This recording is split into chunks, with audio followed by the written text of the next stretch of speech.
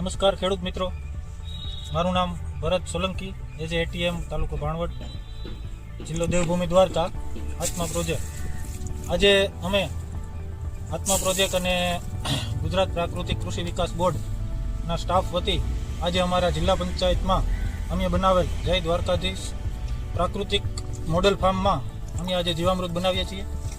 તો તમને આજે અમે જીવામૃતની બધી માહિતી કેવી રીતે બનાવવું એની તમને સંપૂર્ણ માહિતી આપશું. સૌપ્રથમ આપણે 10 કિલો ગાયનું ગોબર લીધું છે, પછી 10 લીટર ગૌમૂત્ર છે, 1 કિલો ગોળ છે દેશી, ને 1 કિલો ચણાનો લોટ અને સેઢાપાડાની માટી છે. તો આપણી પાસે બેરલ છે જેમાં 180 લીટર પાણી છે, તેમાં બધી વસ્તુ આપણે ઉમેરી અને જીવામૃત બનાવશું.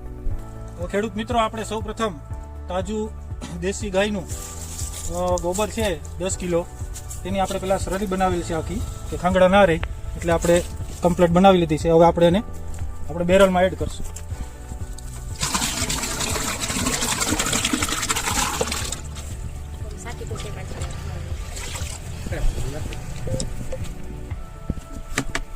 ત્યાર પછી આવશે આપણે ગૌમૂત્ર આવશે.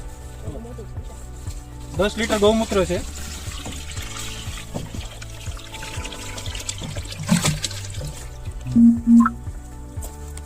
ત્યાર પછી આવશે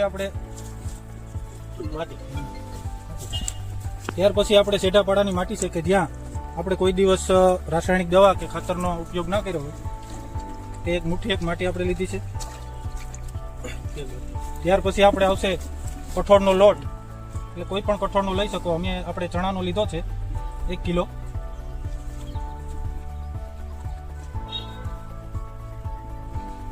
પછી આવશે દેશી ગોળ, દવા વગરનો 1 કિલો ગોળ લેવાનો.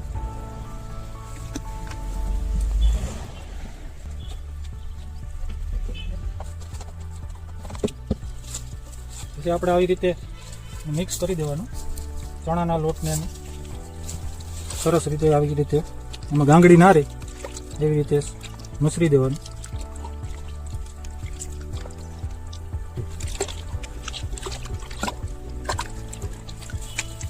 હવે આપણે બધી સામગ્રી આમાં એડ કરી દીધી છે. હવે આપણે આને સવાર સાંજ ઘડિયાળની કાંટાની જેમ હલાવવાનું, સવાર સાંજ કાયમી માટે આવી રીતે. એટલે હા, તમારે જીવામૃત 6 દિવસમાં તૈયાર થઈ જશે, 5 થી 6 દિવસમાં. ઉનાળો હોય એટલે 5 થી 6 દિવસમાં થઈ જાય, શિયાળો હોય તો 6-7 દિવસ લાગે. તો આપણે 5 થી 6 દિવસમાં તૈયાર થઈ જાય. અને 7મે દિવસેથી આપણે કોઈ પણ પાક વાવેતર હોય એમાં તમે પાઈ શકો, ફુવારાથી સ્પ્રે કરી શકો, ગમે એવી રીતે. આપણે 2.5 વીઘામાં આ બેરલ 200 લીટરનું છે તે પાઈ દેવાનું.